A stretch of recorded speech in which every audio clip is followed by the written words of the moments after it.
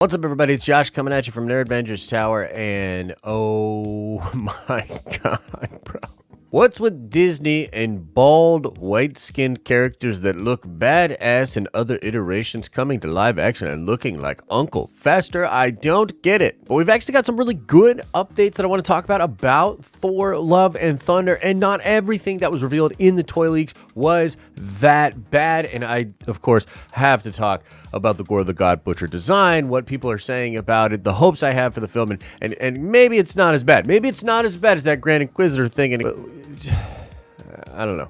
Now, first up, let's talk about the trailer, because yes, Thor Love and Thunder has taken the record for the shortest time period between its first trailer and its release. The film is still scheduled to come out this July, and yet we have seen nothing. No teaser spots, nothing official coming out from Marvel to get us hyped up for the film. And this did lead some fans to wonder, be curious about it, and concerned that maybe the movie was going to be delayed. After all, Doctor Strange in the Multiverse of Madness was delayed by a whole 3 months just to do more reshooting and to really make sure that that movie was on point. A lot of folks thought, oh no, Thor might be next. And though I guess anything could technically happen, as of now, it doesn't look like that will happen. It looks like Thor will make its July date, and we can expect the trailer really, really soon. Maybe this coming week, and if not this coming week, I would say the week after. And regardless, there are insiders saying that the first trailer or a trailer for Love and Thunder will play in front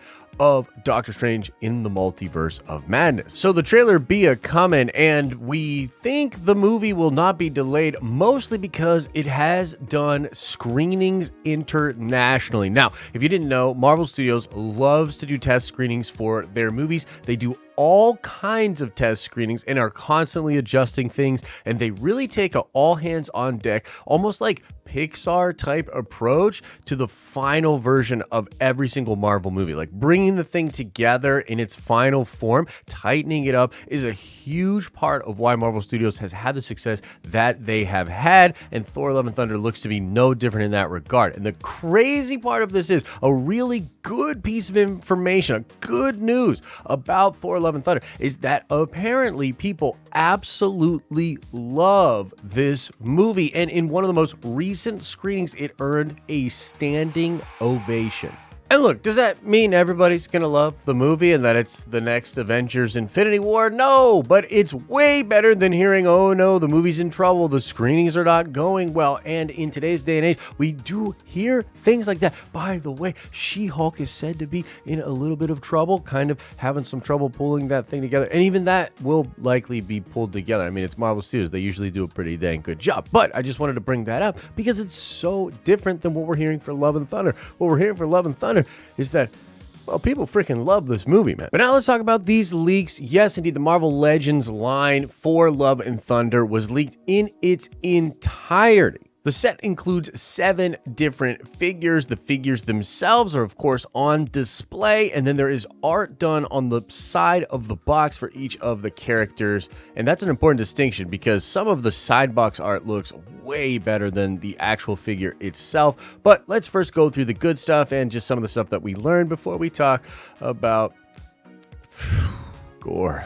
First up, let's talk about Jane Foster Thor, seen here as being called Mighty Thor. Now, this is kind of interesting because you get Mjolnir with the figure, but you also get a version of her head with the helmet on and a version with the helmet off. And none of the other figures have 2 versions of their head. And so I'm just wondering if the thing from the Marvel comics where nobody really knows whose identity the Mighty Thor is, I wonder if that'll be in Taika's movie. Like maybe the audience will know it's Jane Foster, but maybe she'll keep that identity a secret from Thor Odinson. Other than that, not much to be discussed here. We see Mjolnir, it's got the cracks and everything that we've seen before. We see her as Guardian armor, and I think she looks pretty awesome. Next up, we get Groot. It's dope that Groot is going to be in this movie. Young adult Groot, and he looks pretty badass. This thing comes with a sweet-looking gun. So we assume he's part of the Ravengers or hanging out with the Guardians or something to that effect. And yeah, other than that,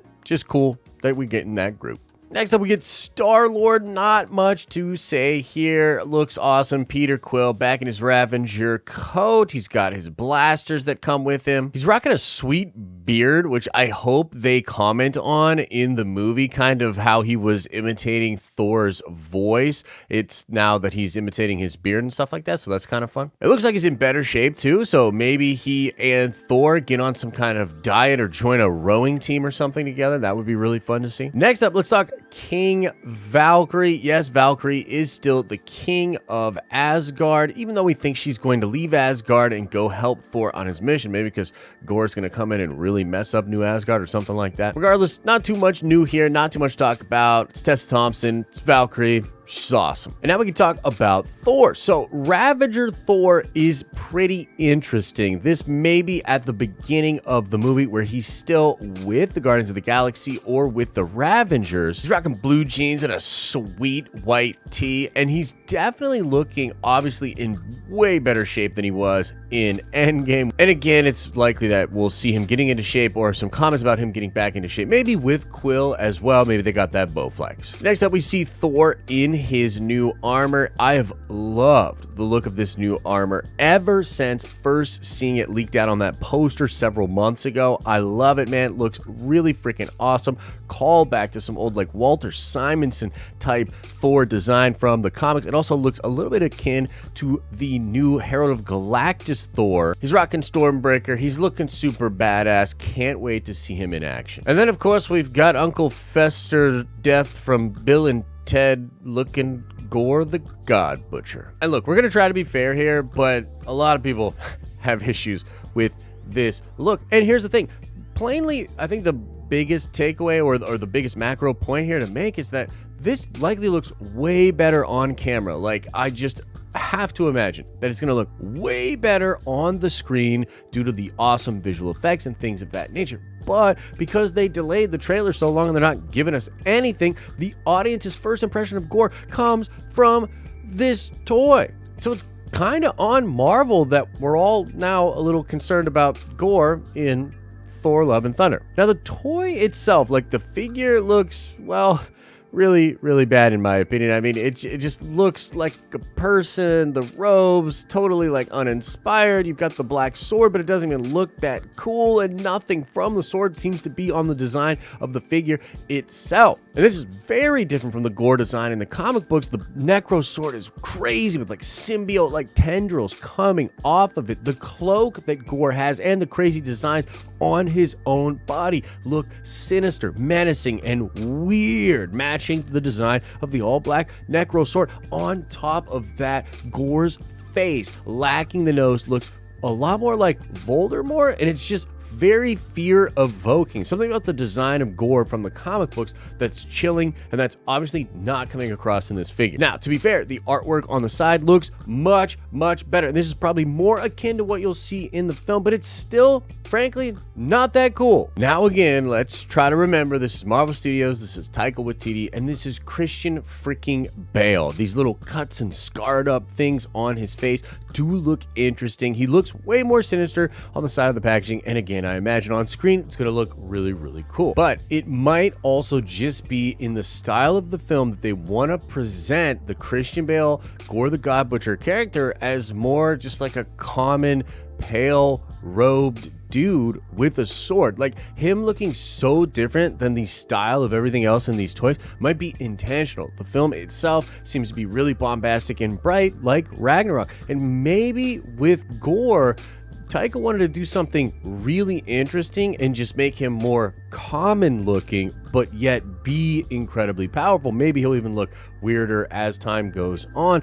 But the thing about that is, like, man, if that's really the choice you're making for this character, I am slightly concerned as to how I'll feel about it. One of the big discussions around this design was Christian Bale. Like, I saw so many people talking about on Twitter, like, this is a Christian Bale thing. He doesn't want to be CGI'd. He doesn't want to have his face hidden. And so Christian Bale probably had something to do with why Gorr looks the way that he looks and not as dope and awesome as he could from the comic books. That's a weird narrative to me. If that's somehow true, like, damn it, Christian Bale. Like, I really like you, but man, open up the comic book. Dude looks really cool, and you could have still acted the shit out of it. And Ray Fiennes like acts the bejesus out of Voldemort. It's great. So I don't know, bro. That's weird. And I also just can't help but think about what we just went through with the Grand Inquisitor and the Kenobi trailer. Like, what? Like, what is Disney's deal with not being able to take bald, pale-skinned,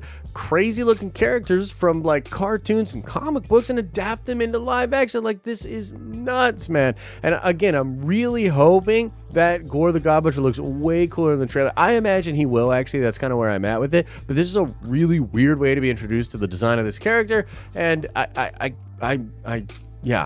think it doesn't look very dope. And I also just want to say this is not the same thing as seeing the Grand Inquisitor. Like, we saw that in the first official trailer. Like, that's what dude looks like. And I still hope they at least put the yellow eyes on that Uncle Fester looking motherfucker in that show. But this is just a toy leak. So again, we got to see it on the screen to make sure that we're not going crazy here. And hopefully it will look really dope. But good updates overall from this leak and from the information we're hearing about the screenings for Thor Love and Thunder. I'm super hyped up for this movie. Let me know if you're hyped up for it, and let me know what you think about these leaks and about the screenings in the comment section below. If you like this video, smash like on it, man. It really does help us out, and I hope wherever this video finds you at, that you are having an awesome and a nerdy day, and I'll see you in the next video.